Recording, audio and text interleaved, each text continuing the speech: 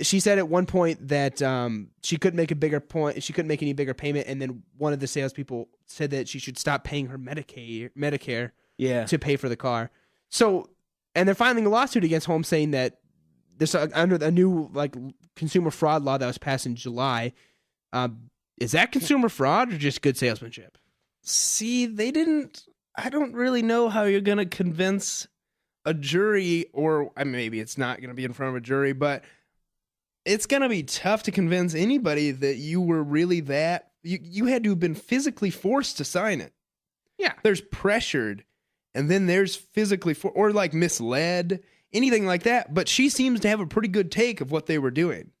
And rather than just leave the dealership, or maybe she just can't say no. She's one of those people that has a hard time saying no, or whatever kind of mental situation she's in. There doesn't seem to me that there to be a legitimate argument going on. I feel no pity for her. You can't say no. That's too bad. Sorry, not gonna waste my tax dollars defending you.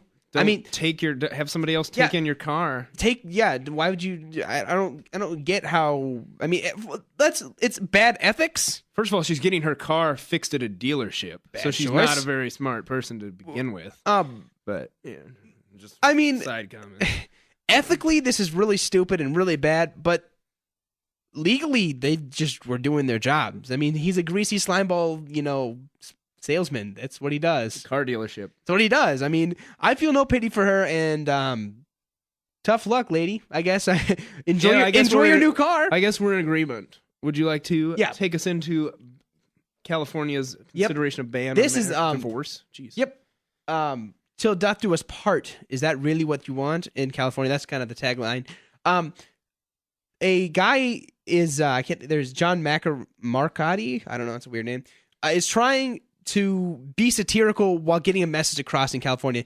He's suggesting that California ban divorce because of Prop 8. Because of Prop 8. Because the main reason that people struck down that voted for Prop 8, which outlawed gay marriage in California, the main argument was that it destroys the sanctity of traditional marriages between a man and a woman. Mm-hmm. His argument is that if it's so destructive to have gays married and you really want to protect this traditional institution of marriage, then you should outlaw divorce, because that is also destroying this institution. Now, he said that it's completely satirical and it probably won't get passed, but the idea is just to get it in the air and get people to think differently about what they define as marriage and what's truly destroying it. So what do you think? I think it's very funny. First of all, I laughed out loud when I read it. Second, I like his quote here. He said, and he's a straight man. He's a 38-year-old father of 2 children. And he says, since California has decided to protect traditional marriage, I think it would be hypocritical of us not to sacrifice, and us as straight people, of us not to sacrifice some of our own rights to protect traditional marriage even more. So it's a very, the way he phrases it there is it's interesting. Yeah. It's an interesting argument. I think but I'm not against gay marriage. I just don't care. So I think it's funny and a legitimate argument to make. I mean, it's a legitimate point of view to have. Yeah. I don't see it as actually as outrageous as it probably sounds. It is very funny, but everything that's very funny, there's a lot of truth in it. It's brilliant. I mean, the divorce rates now are astronomical, and honestly, just a personal opinion, I think that's probably destroying marriage more than gay marriage. I mean, again, just opinion, and whether you're for it or not, look critically at divorce and look at what the institution of marriage has become. It's become get married for 5 years, have a kid, get divorced, pay alimony. I mean, that's not everybody, but that's becoming increasingly, and there's a lot of babies born in wedlock and single parents, and it's just divorce rates are. I mean, he has a serious point here. Yeah, and there's always the argument, if you're gay and you're gonna get married, because at least for the first round of people who get married, once it's officially, once it is legal, there we go. Those people, it'll be like an immigrant that comes to the U.S. I've heard this argument. Those are some of our best citizens. They vote at everything because they understand what it is. Mm-hmm. They're probably not going to get a divorce because of the message it would send. Mm-hmm. So it is a legitimate argument that he's making right now. I've said that about 8 times, but That's the only opinion I have. I kind of agree. What I think is really brilliant is he's going after the people that are hiding behind this guise of religion and that it's destroying marriage. I mean, religion is if that's the route you're going to take, I can respect that. I may completely disagree with you. I think that's the only route you can take that is a actual argument against gay marriage. Yeah. If you're going to hide behind, I guess that's not hiding. If you're going to use that, that's fine. But if you're going to hide behind this guise of, well, it's destroying marriage, you really need to listen to his argument and realize that that doesn't affect your marriage between your wife or your husband and you. How does that affect you to see them going across the street? You know, for all you know, that and them being married does not get rid of any homosexual PDA. There's no public. Yeah, exactly. No public signs of affection.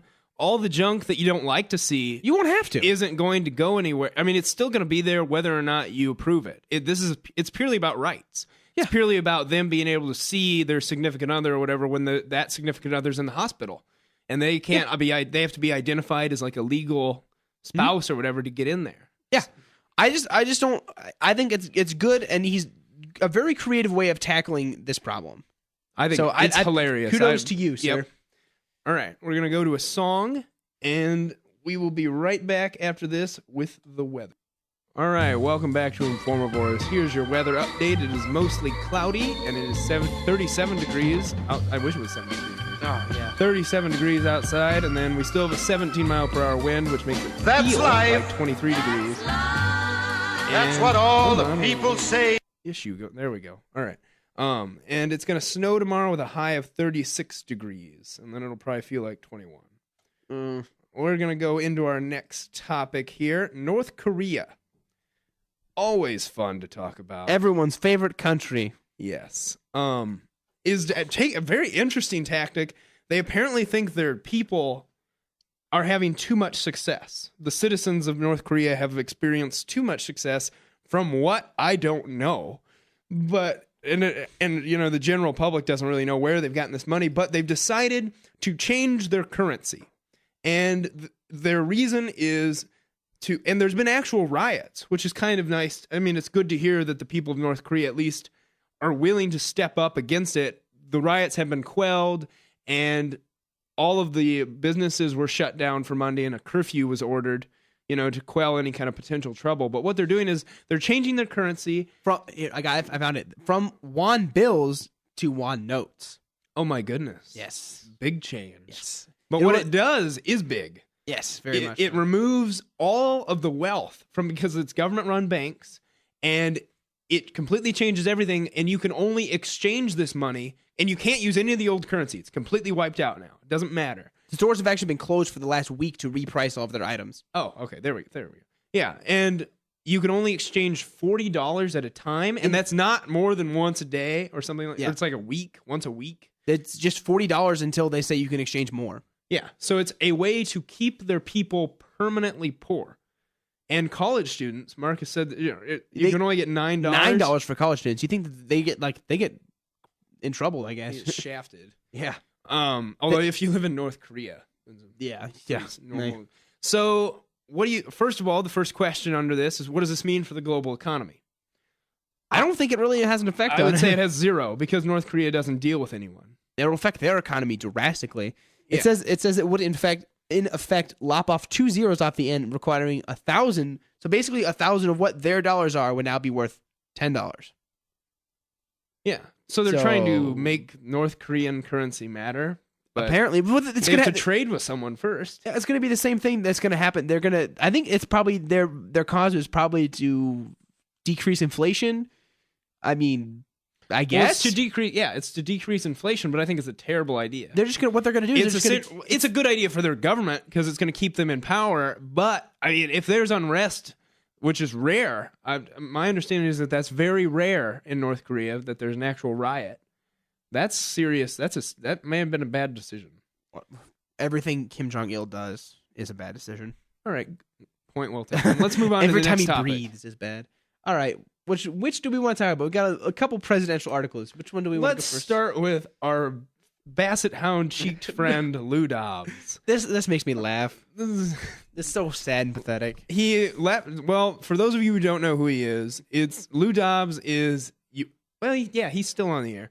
Is he gone now? No, he's gone. He okay. up and left, dude. Oh, that was much faster than I. Yeah, he they literally originally said